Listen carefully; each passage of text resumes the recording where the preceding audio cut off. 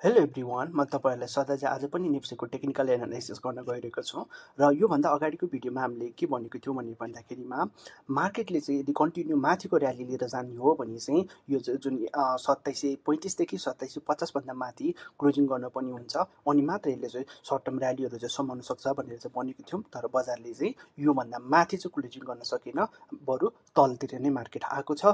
र योभन्दा अगाडिको भिडियोमा हामीले यो पनि भनेको थियौँ कि यदि तपाईँहरूसँग सर्ट टर्म ट्रेडिङ गर्ने स्टकहरू छ, अलिक भोलाटाइल स्टकहरू छ भने चाहिँ यो जुन ग्रिन क्यान्डल छ यसको मुनि क्लोजिङ गर्ने अवस्था आउँछ भने चाहिँ तपाईँले चाहिँ प्रफिट बुकिङ गर्ने कि सर्ट टर्म स्टप लसहरू चाहिँ लगाउनु पनि हुनसक्छ भनेको थियौँ। किनकि यसमा एकदमै ठुलो भोल्युम आएको छ र माथितिर सप्लाईको काम गर्न सक्छ, तल चाहिँ सपोर्टको काम गर्न सक्छ भनेर चाहिँ भनेको थियौँ। यसको बेसिसमा यदि गर्नुभएको थियो भने तपाईँले चाहिँ माथितिर नै एक्जिट गरिसक्नु भयो भने मैले चाहिँ अनुमान गरेको छु। र अर्को चाहिँ मैले के पनि भनेको थिएँ भन्दाखेरिमा यदि यो जुन ट्रेन्ड लाइन छ यो ट्रेन्ड लाइनमा बारम्बार बजार फर्केको छ, यदि यो ट्रेन्ड लाइनलाई चाहिँ बजारले ब्रेक गर्ने अवस्थाहरू आउँछ भने चाहिँ सेकेन्ड फेजको चाहिँ तपाईँको रिस्क म्यानेजमेन्ट हुनसक्छ भनेर भनेको थिएँ। यो एरियामा पनि तपाईँले केही रिस्क चाहिँ म्यानेज गर्नुभयो होला भन्ने मैले चाहिँ आशा गरेको छु। र अहिलेको अवस्थामा बजारले चाहिँ अलिकति मोमेन्टम गुमाएको हो कि भनेर चाहिँ भन्न पनि हुन्छ। सर्ट टर्म मोमेन्टम चाहिँ बजारले गुमाए जस्तो चाहिँ अलि देखिन्छ, किनकि एउटा जुन ट्रेन्डिङ ट्रेन्ड लाइन थियो यसलाई पनि बजारले चाहिँ ब्रेकडाउन गरेको छ। र यो जुन एउटा माथि गएको मुभ छ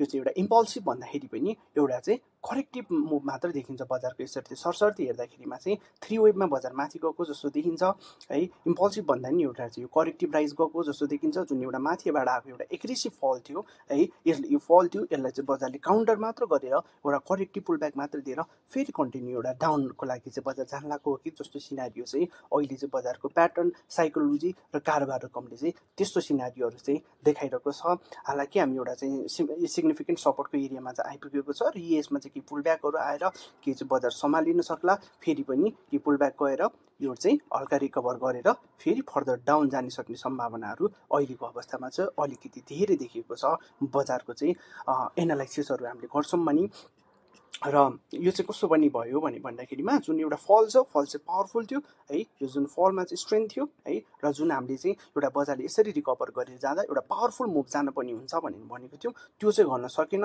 र बरु डाउन साइड नै यसले चाहिँ कन्टिन्यू दिएको भएर अहिलेको लागि चाहिँ मलाई चाहिँ के लागिरहेछ, अहिलेको अलिकति प्रिफरेन्स बजारमा के देखिरहेको छु मैले पनि भन्दाखेरिमा चाहिँ यो इन्टायर र्यालीको चाहिँ हामीले यहाँबाट हेर्छौँ भने है, यो चाहिँ बजारले चाहिँ यहाँ फर्स्ट बनायो, सेकेन्ड अनि त्यसपछि गएर थर्ड, फोर्थ र 5 गरेर यहाँ चाहिँ एउटा 5वटा वेभहरू कम्प्लिट गर्यो बजारले है। यसले चाहिँ 5वटा वेभहरू यहाँ कम्प्लिट गर्यो र यो चाहिँ इन्टायर पुरै र्याली चाहिँ डब्लुएक्सवाईको प्याटर्नमा चाहिँ यो चाहिँ एबिसी गरेर डब्लुएबिसी गरेर चाहिँ यसले चाहिँ एउटा एक्स अनि त्यसपछि गएर अब एउटा वाईको लागि चाहिँ मार्केट आउन लागेको हो कि जस्तो सिनारियो चाहिँ देखिन्छ।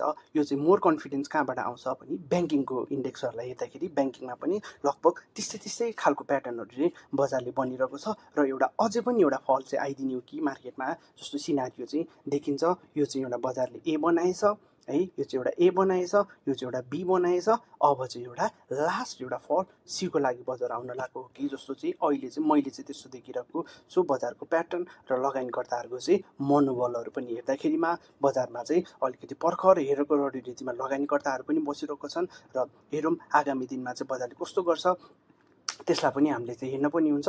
र यो चाहिँ बजार पुरै साइडवेज एरियामा बसिरहेको छ। यो फल आए पनि बजारले चाहिँ एग्रेसिभ त्यसरी चाहिँ लोवर जोनहरूलाई चाहिँ यो एरियाहरूलाई चाहिँ मेरो विचारमा प्रोटेक्ट गर्नुपर्ने हुन्छ जस्तो चाहिँ देखिन्छ सरसर्ती हेर्दाखेरिमा। र हामीले अब बजार घटेर आइदिइहाल्यो भने चाहिँ कहाँ छ भने भन्दाखेरि यो च्यानलहरूलाई चाहिँ बजारले रेस्पेक्ट गर्छ होला। आशा गरौँ आगामी दिनमा चाहिँ यो च्यानलहरूलाई चाहिँ रेस्पेक्ट गर्दै फर्किन पनि सक्छ।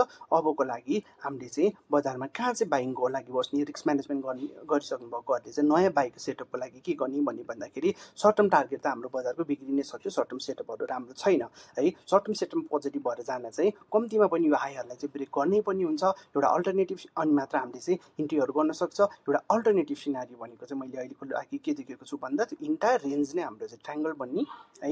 यो इन्टायर रेन्ज चाहिँ एउटा चाहिँ ट्रायङ्गल बन्ने र अहिले आएको फल चाहिँ एबिसी डब्लु है। सो यो चाहिँ एउटा डब्लु रहेछ अनि यहाँ फेरि एउटा एक्स बनेर फेरि 3टा मुभमा चाहिँ एउटा वाई गएर यो चाहिँ इन्टायर प्याटर्न चाहिँ के हो त एउटा ट्रायङ्गल पनि बनेको चाहिँ हुनसक्छ है। यो चाहिँ हामीले अल्टरनेटिभमा राखेको छौँ अहिलेको लागि। इन्टायर प्याटर्न चाहिँ हाम्रो एबिसिडी गरेर चाहिँ एउटा इन्टायर प्याटर्न ट्रायङ्गल बनेको पनि हुनसक्छ। यदि त्यो रहेछ भने चाहिँ एउटा अल्टरनेटिभ सिनारियो के रहन्छ भन्दाखेरि एबिसी डब्लु भयो, यो फल आएको एक्स रहेछ अनि फेरि एउटा चाहिँ 3टा मुभमा एबिसी वाई गएर कुनै लेभलमा गएर यहाँ यसले चाहिँ डिकम्प्लिट गर्ने, त्यसपछि गएर चाहिँ 3टा मुभमा माथि जाने अनि फेरि अलिकति डाउन आएर अनि जाने एउटा चाहिँ यो चाहिँ अल्टरनेटिभ सिनारियो छ।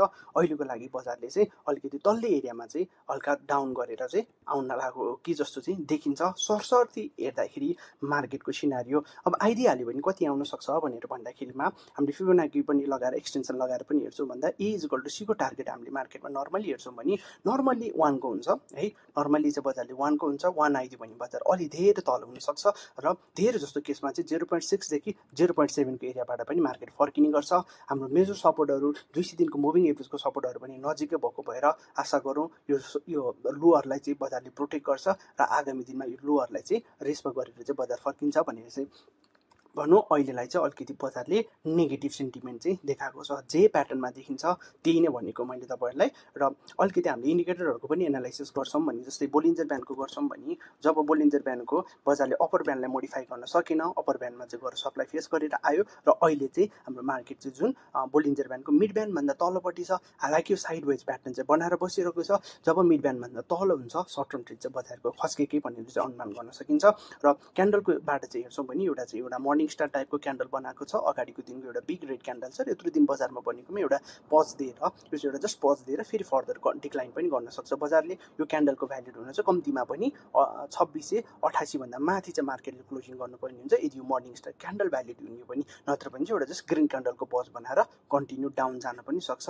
यो चाहिँ हामीले आगामी दिनमा हेर्छौँ। बजारले यहीँबाट यसरी राइज दियो ओके, यो भने चाहिँ यो चाहिँ एउटा चाहिँ 3टा मुभमा गएको डब्लु भयो, यो चाहिँ एउटा चाहिँ एक्स हुनसक्छ अनि फेरि एउटा 3टा मुभमा चाहिँ माथि वाइ गएर हल्का डिक्लाइन गरेर जाने, यो चाहिँ ट्रायङ्गलको सिनारियो चाहिँ हुनसक्छ यदि बजार यहाँबाट केही हदमा फर्किहाल्यो भने चाहिँ।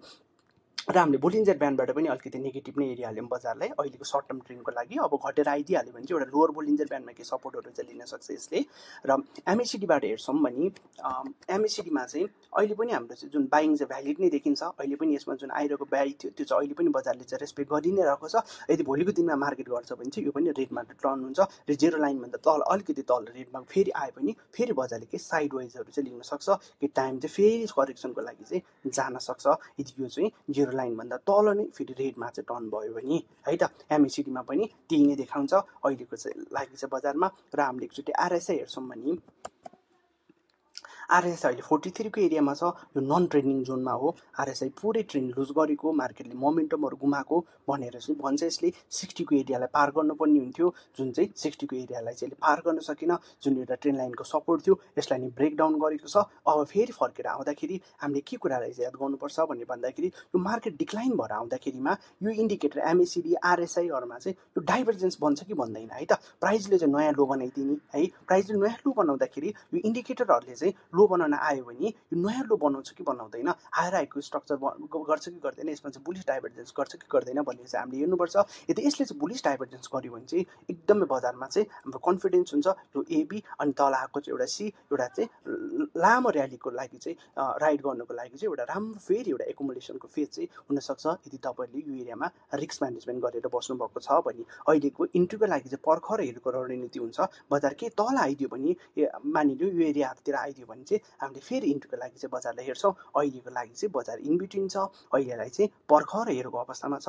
कि त यो हाईलाई ब्रेक गर्नु पर्यो कि त यो तल्लोको एरियाहरूतिर आएर कस्तो प्याटर्न बनाउँछ त्यसको बेसिसमा चाहिँ हामीले ट्रेडिङ गर्छौँ। यदि कोर नेप्सेलाई चाहिँ हामीले के अरे नेप्सेको बेसिसमा चाहिँ भन्छौँ भने र पिभोटबाट पनि हेर्छौँ भने हामीले अस्ति पनि भनेको थियौँ मार्केटले चाहिँ मन्थली पिभोटभन्दा तल रहन्जेलसम्म बजारमा राम्रो सेन्टिमेन्ट रहँदैन भनेको थियौँ। र पिभोटको बेसिसमा कम्तीमा पनि यो महिनाको लागि चाहिँ बजारले 2736 भन्दा माथि क्लोजिङ गर्नुपर्ने हुन्थ्यो, त्यो चाहिँ गर्न सकेन। बरु त्यही पिभोटलाई चाहिँ सप्लाई दिएर चाहिँ बजार अलिकति डाउन आएको जस्तो चाहिँ देखिन्छ है। र पिभोटभन्दा माथि रहनै पर्ने हुन्छ मार्केट मन्थभरि बुलिस हुनुको लागि चाहिँ। हामीले एकचोटि विकलीमा पनि बजारले सरस्वती हेरिहालौँ विकलीमा कस्तो के देखिन्छ भनेर। हप्ता दिनको क्यान्डल हेर्छौँ भने त्यति राम्रो क्यान्डलहरू चाहिँ बनेको छैन यो हप्ता। यो हप्ताको क्यान्डल चाहिँ तपाईँको चाहिँ एउटा बेरिस इन्गल्फिङ टाइपको चाहिँ क्यान्डलहरू बनेको छ है। यो चाहिँ जुन योभन्दा अगाडिको ग्रिन क्यान्डल छ यसलाई चाहिँ बुझियोस् बजारले पुरै रूपमा चाहिँ लगभग इन्गल्फ गरेको जस्तो चाहिँ देखिन्छ। अब यो भनेको चाहिँ त्यति राम्रो सेटअप चाहिँ होइन मार्केटको लागि। हालाकि यसको बोलिन्जर ब्यान्डबाट हेर्छौँ भने बजार पुरै साइड वाइज देखिन्छ, पुरै यो चाहिँ साइड वाइज देखिन्छ।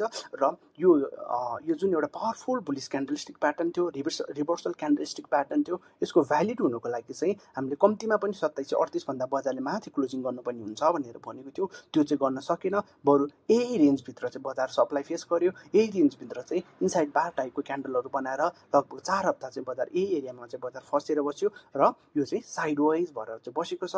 आशा गरौँ बजारले चाहिँ यो एउटा जुन यही एरियातिर चाहिँ साइडवेज हुँदै फेरि पनि माथि जाओस् भनेर चाहिँ। र अबको लागि बोलिन्जर ब्यान्ड विकली बेसिसमा भन्छु भने कि इनकेस खस्केर आइदिइहाल्यो भने कहाँ हुनसक्छ भन्दाखेरि यही 2760को 2560को एरियातिर चाहिँ आएर यसले सपोर्ट लिन पर्ने हुन्छ यदि बोलिन्जर ब्यान्डको बेसिसमा चाहिँ भन्छौँ भने।